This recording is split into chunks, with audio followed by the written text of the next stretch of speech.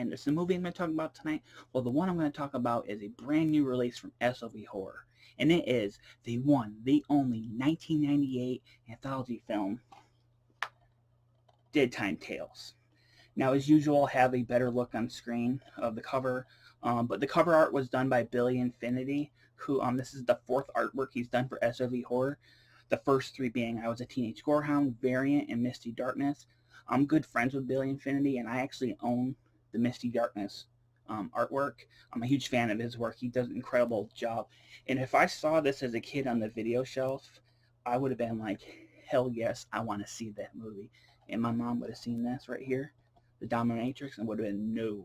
And I would have rented it behind her back because that's what I used to do. But Dead Time Tales. Now this is directed by Ron Ford, and if you're new to my channel, I'm a huge fan of Ron Ford's work. I've reviewed quite a few of his movies so far, and if you haven't seen my top 5 SOV horror releases video, The Crawling Brain was my #1 pick. I absolutely loved The Crawling Brain. It was so good. So I was really looking forward to this because I've never seen it before, and I love anthology films. I think I reviewed probably more anthology films more than anything else on the channel. So I was looking forward to this. As with all anthology films I review, I'm going to review the story one by one. I'll tell you what I think, tell you what the story is, and at the end I'll tell you if I liked it as a whole or not. Now, before I get into the review, I wanted to let you know that this is also known as Things 3. So if you've seen Things 3, then you've seen this movie. Just want to let you know that beforehand. So story 1 is called Crystal Gazing, and it's based on the H.G. Wells story, The Crystal Egg. And it's about a husband and wife who own this antique store, and the wife is the typical nagging, controlling wife you see in these kind of stories, and the husband's more quiet and does whatever she says. And they get this box in from a estate sale, and inside there's a whole bunch of items. And there's this crystal egg on the bottom that the husband becomes fascinated with. And soon enough, he's able to look into the egg and see this alien world. And it inspires him to start writing this science fiction story. Meanwhile, the egg ends up emitting this green ray that eats a bologna sandwich that he made for his wife. And soon after that, the green ray wants more than a bologna sandwich. It wants something a lot bigger and from a different species. And ultimately, it ends very poorly for pretty much everybody in this story. First off, I think this is also the wraparound segment. I think it does a great job as both a story and a wraparound. It does a really good job at introducing the other stories in this. But on its own story, it's actually really well done. Greg Canoni and Oriana Tablaris, who played the husband and wife, they do a fantastic job. They both worked with Ron Ford on Hollywood Mortuary, I believe, which is incredible. If you haven't seen it, I recommend Hollywood Mortuary. But they do a really good job in this movie. Oriana does a good job playing that kind of wife in the horror movies that you just want to strangle. And then Greg does a good job at playing this kind of more meek kind of husband that ends up, going a little bit crazy towards the end of the story. They both did a really good job. As for gore, there isn't much gore in this. There is a little bit, but the makeup effects for that little bit are actually really well done. Props to the makeup effects team. They did a really good job. And the alien creature you see at the end of it, it's very cheesy, but it's in that cheesy way that I absolutely love. I thought it was really cool looking, and it's my kind of like B-movie like monster suit that I just adore it. I adore it. But overall, yeah, this is a really good story. It has a great ending, and it does a really good job of introducing us to the following stories. Now, story 2 is called Cold Feet, and it's based on the story The Transformation by Mary Shelley. This one involves a man who goes into the antique store looking to buy his fiancée a gift because he had a fight with her and he wants to make up with her with it. At first, he wants to buy the crystal egg, but the husband is trying to sell everything else but that for the reasons I stated in the first story. But the man ultimately notices this postcard from the 1800s that has a dominatrix on it, and he becomes obsessed with it. He can't get it out of his head, so he agrees to pay like a high price to purchase it. And he has a lot going on in his life. He's about to get married. His father-in-law is a fucking douchebag who's just, on his ass. And ultimately, the dominatrix enters his dreams and tells him, I will give you all the kinky sex you would want, but you have to pay a price first. And he agrees with that. He agrees to that price.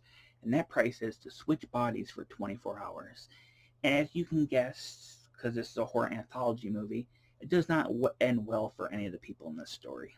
Um, First of all, I would like to say this one probably has my favorite story of the movie. I've never read the Mary Shelley story. I know a little bit about it based on the commentary track, but I've never read that. But so this is my first exposure to it. But it's a really good story. It's a really interesting story because you can kind of imagine yourself in that situation. What would you do?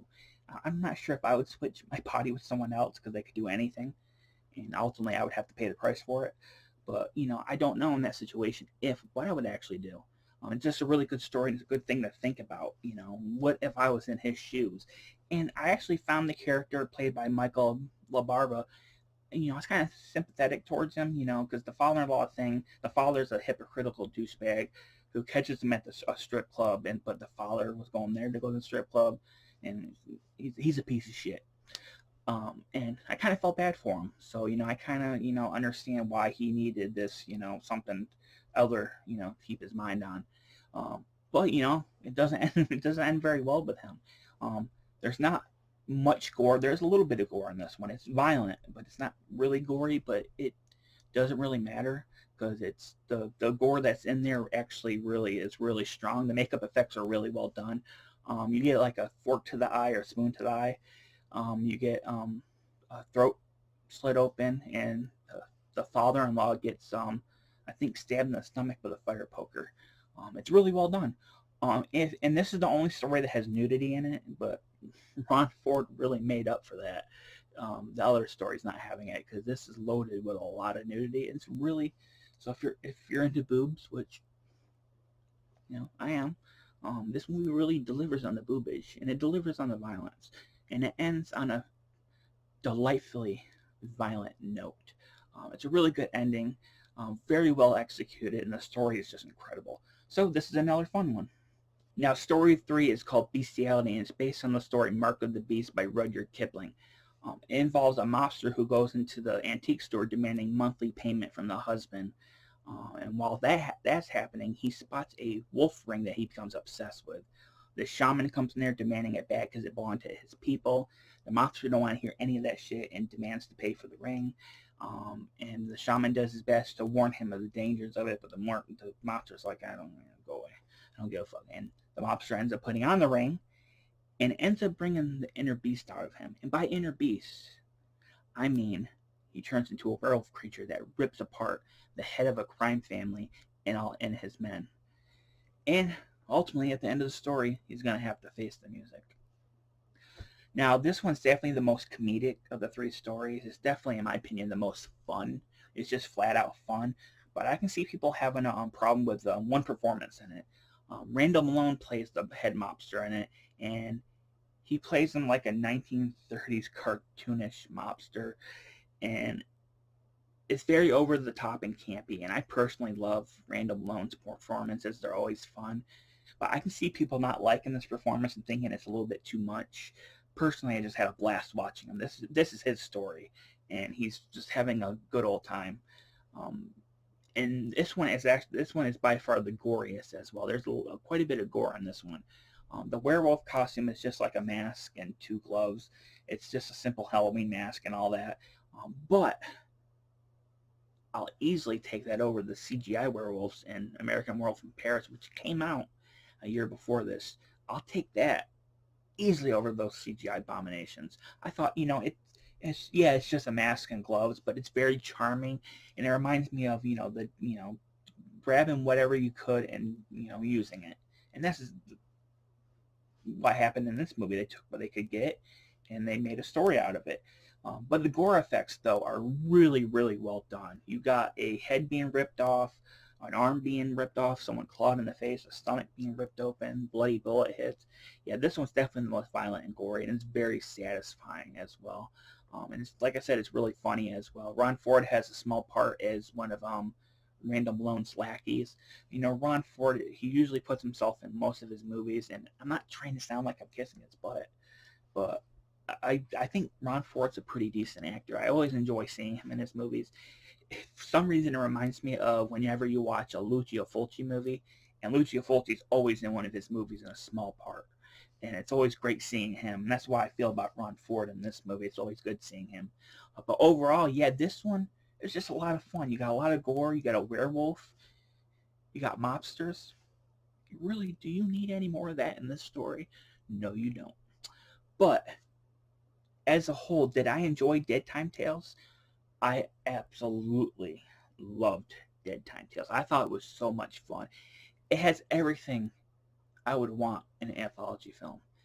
It has blood, it has boobs, and it has beasts. It has 3 Bs, and that's all you need in a no-budget movie like this.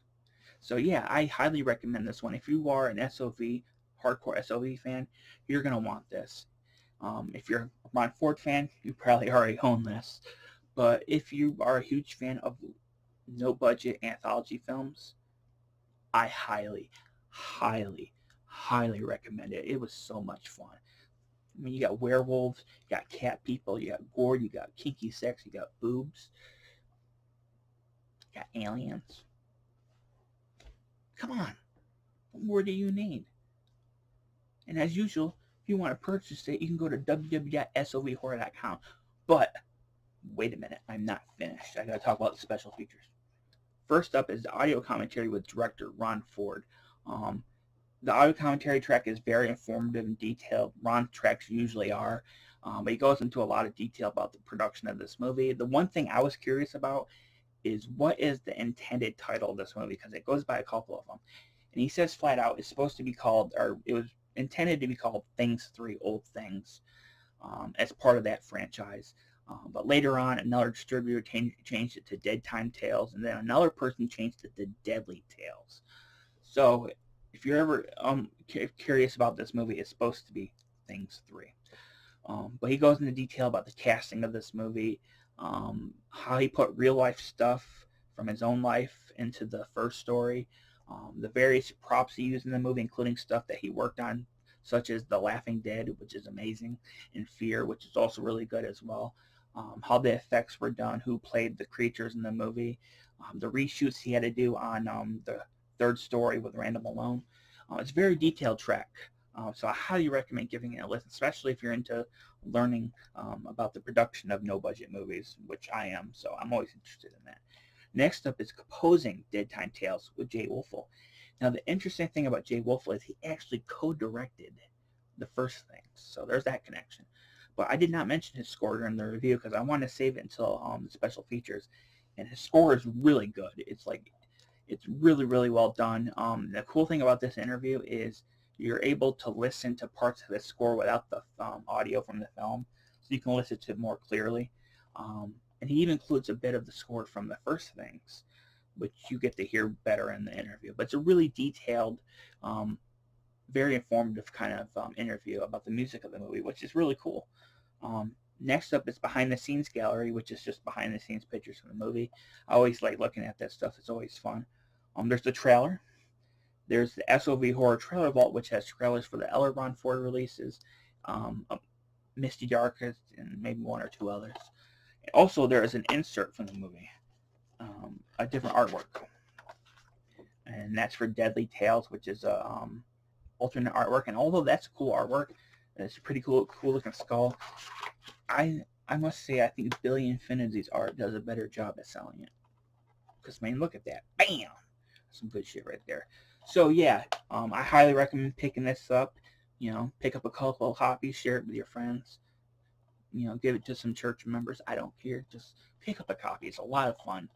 I got more reviews coming up, more SOV horror stuff. I got 3 more coming up. Vampires, action movies, and revenge movies, and a lot more. So I'm really looking forward to talking about those. But if you like my channel, give me a thumbs up. Ring the bell and comment down below. What's your favorite Ron Ford movie? Mine's Hollywood Mortuary. I want to hear what yours is. But until then, I'm Jonathan Knight. It's been B-Movie Madness. Thanks for watching.